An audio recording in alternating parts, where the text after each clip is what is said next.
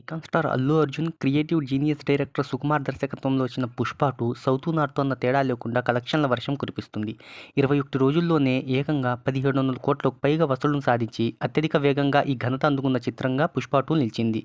ఈ చిత్రం 23వ రోజు కలెక్షన్లను తెలుసుకోబోయే ముందు ఒక చిన్న రిక్వెస్ట్. మన ఛానల్లోని వీడియోస్ చూసి నచ్చితే సబ్స్క్రైబ్ చేసి లైక్ కొట్టి షేర్ చేయండి. నటీనటులు, సాంకేతిక నిపుణుల రెమ్యునరేషన్తో కలిపి 'పుష్ప 2'ని దాదాపు 450 కోట్లకు పైగా భారీ బడ్జెట్తో మైత్రి మూవీ మేకర్స్ నిర్మించారు.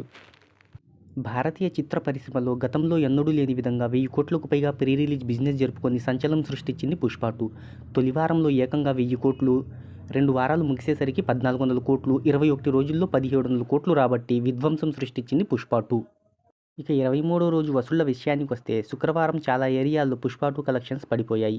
తెలుగు రాష్ట్రాల్లో 2 కోట్లు, హిందీలో 7.5 కోట్లు, Tamil Nadu, Kerala, Karnataka plus rest of ఇండియాలో 54 లక్షలు, ఓవర్సీస్లో 14 లక్షల చొప్పున మొత్తంగా ప్రపంచవ్యాప్తంగా 10 కోట్ల గ్రాస్ వసూళ్లను రాబట్టింది 'పుష్ప 2'.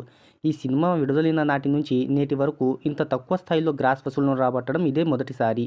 అయితే వీకెండ్ కావడంతో 'పుష్ప 2' తిరిగి పుంజుకునే అవకాశాలు కనిపిస్తున్నాయని ట్రేడ్ పండితులు అంచనా వేస్తున్నారు.